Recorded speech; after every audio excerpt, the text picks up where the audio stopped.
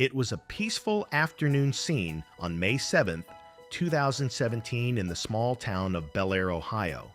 There was no one out that afternoon except for a few 7-Eleven employees who were closing up for the day. David Kinney and his wife Sherry and their daughter traveled with David to visit a friend of David's named Brad McGarry. The visit was just to give back a weed trimmer he had left with them, which was meant to be a quick trip. But as soon as they arrived at Brad's house, something felt wrong and strange. They knocked on the door, but nobody answered, and the silence became oppressive. They knew that Brad's car was outside, which meant that he had to be home. This alone made David worried, and walked around to the back of the house. This was when they saw that a service door was ajar. This brought chills to their bones, and right inside the house, it was a total mess. Sherry called out Brad's name, but no one replied, while David chose to check in the basement and found him lying lifeless on the basement floor with blood everywhere, which made him scream while Sherry ran downstairs upon hearing his scream, and immediately she saw Brad's lifeless body. She freezes. This is the case of David Kinney. Before we go further, who was Brad McGarry? Brad was born in the 1970s in Cambridge, Ohio. Growing up gay in a small and conservative town was not easy for him as he faced insults, bullying, and rejection from people who didn't understand him. But Brad never hid who he was. He stayed strong, open, and honest about himself, even when life was a bit difficult. Brad worked as a hairstylist for many years. He loved the job and loved making people feel good about themselves, but it was hard to earn steady money. Eventually, he made a big decision to leave his hairstyling job behind to become a coal miner. The job was dangerous and physically demanding, but it paid well and helped him build the stable life he wanted. He had a small but close group of friends who loved him dearly as he enjoyed holidays, cookouts, and long nights of laughter. People described him as kind, funny, and loyal. He was the type of person who always showed up for others. To David's children, he wasn't just a friend. He was Uncle Brad, someone they trusted and loved. Brad brought joy to the people around him. So when tragedy struck, it shocked everyone who knew him, as no one expected someone so full of light to meet such a dark and heartbreaking end. While Brad lived openly and honestly, David Kinney seemed like an ordinary man with an ordinary life. At just 21 years old, he fell in love with Sherry, a single mother with 3 children. People warned him that life with her wouldn't be easy, but David didn't listen. He loved her, and he loved her kids, and he wanted to step into that family and be a father figure. To support his new family, David had to train for a steady job, and he chose the same path Brad had taken, which is coal mining. That's how the two men met. They connected quickly and became close friends. They worked together, shared stories, and trusted each other. On the outside, it looked like a simple friendship between 2 co-workers. But behind closed doors, David was in a relationship with Brad, and he tried all his best to hide it because he was terrified it would destroy his life if it ever came out. For years, David lived 2 very different lives. On the surface, he was a husband and a father figure, someone people believed was building a family with Sherry and her children. But privately, he was involved in a secret relationship that he believed could destroy everything he had worked to build.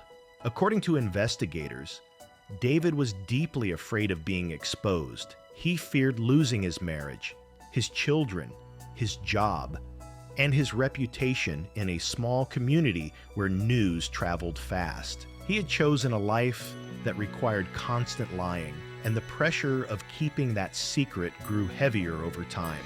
Brad, on the other hand, lived openly. He did not hide who he was or who he loved.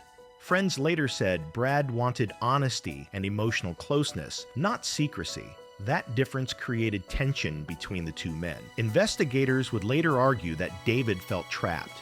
He could not continue the relationship openly, but he also could not fully walk away from it. And in cases like this, experts say fear of exposure can turn dangerous when someone believes they are about to lose control of the situation. Brad expecting David to visit that day was not unusual. What was different was the timing. David arrived alone first, and according to prosecutors, something happened in that house that David believed could not be undone. By the time he returned with his wife and child, the damage had already been done. When the police arrived at Brad's home after the 911 call, they found David and Sherry looking shaken and scared. The couple told the officers that Brad was like family to them. They also mentioned that Brad had recently ended a difficult relationship with a man. At first, the officers wondered if Brad might have hurt himself, but when they turned his body over and saw that there was no gun, that idea ended right away.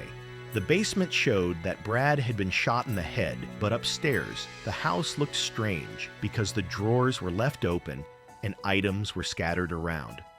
The whole place looked messy in a way that didn't feel natural, yet none of Brad's valuable things were missing.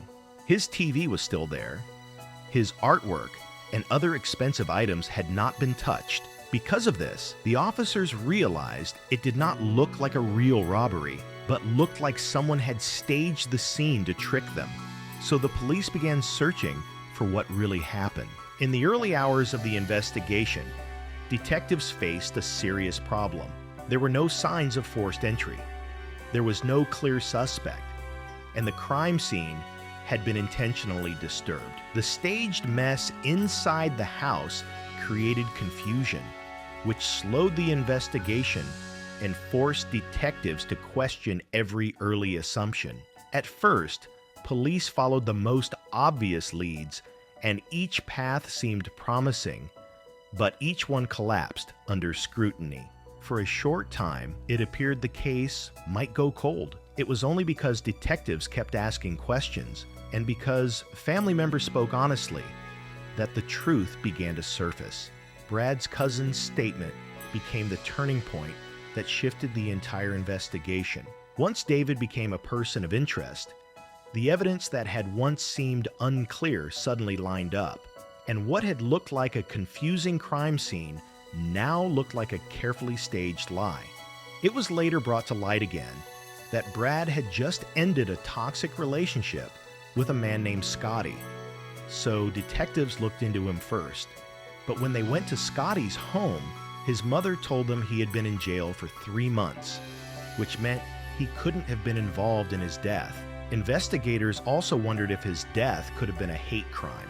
He worked in a coal mine, which can be a tough place for someone who is openly gay. But when the detectives spoke with Brad's co-workers, every single person said the same thing, which showed he was liked and admired. So that theory of hate crime collapsed too, and for a moment, it felt like the case had no clear direction. Then came the breakthrough that changed everything. A couple of days later, detectives interviewed one of Brad's cousins. She gave them information that turned this case upside down. She revealed that when Brad died, he had left a family lunch party because he was expecting a visitor named DJ who had come to visit him. This time, he had hinted that he and his visitor might take a nap together, which was his euphemism for a romantic encounter. But then his cousin went further and revealed something more surprising. She said that DJ was married. Better still, his wife had no idea he was gay. The detectives asked her to tell them his name. At first, she hesitated, and after so much thought, she finally spilled the truth that the man that was known as DJ was David. This was the same David who was the first person to discover the body of Brad. This was the same David who had broken down in tears in the basement. This was the same David who had come with his wife and daughter. This was when everything that had confused the detectives suddenly made perfect sense and started making sense.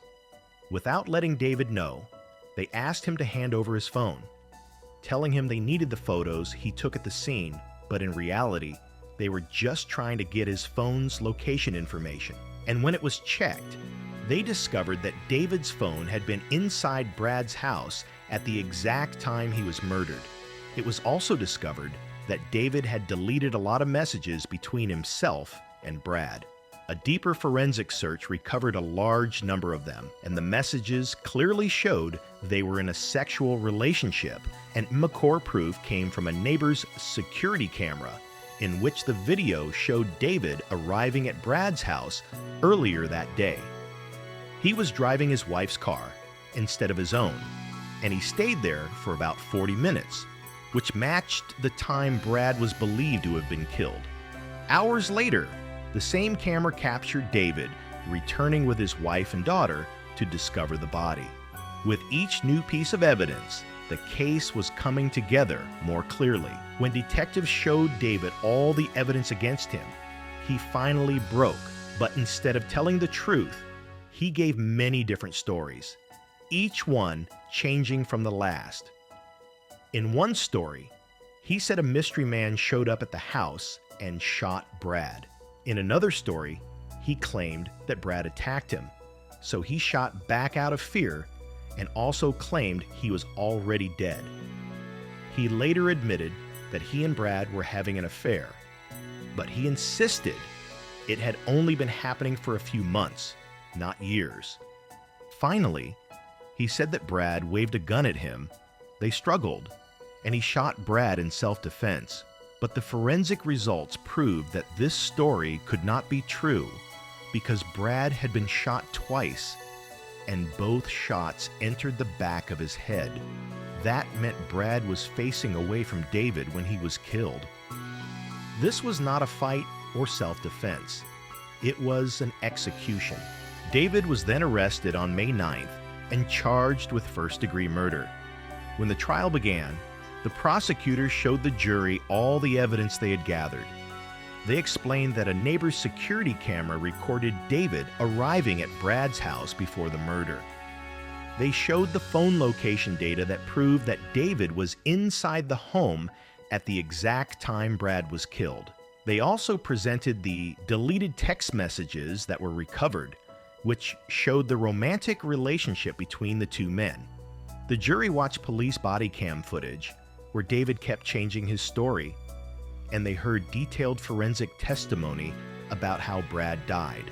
A forensic expert told the court that Brad had likely been kneeling when the first bullet struck the back of his head, and the second bullet was even lower, which showed that Brad was already falling or was either forced down when the final shot was fired.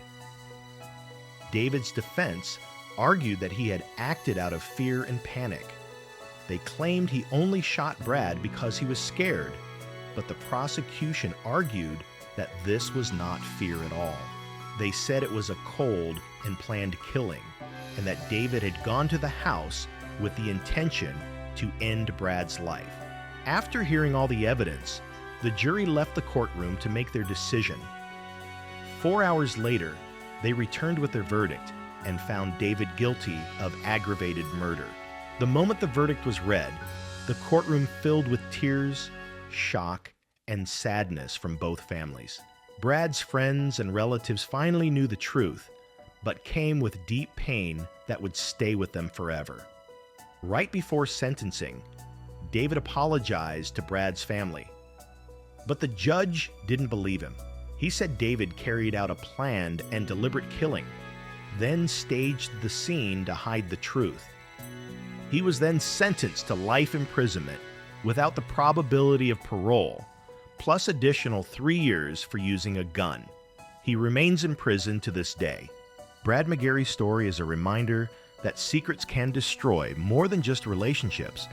They can take lives. Brad trusted someone he loved, and that trust cost him everything. In the end, the truth came out, but only after lies, fear, and a staged crime scene almost hid what really happened. Brad's friends and family still carry the pain of losing someone who brought joy and warmth into their lives. He was funny, kind, and loved deeply by the people around him. That's how he deserves to be remembered, not for the way he died, but for the kind of person he was. Thank you for watching. If you want more stories like this, real crimes, make sure to like, comment your thoughts, and don't forget to subscribe and stay with us for the next case. See you soon.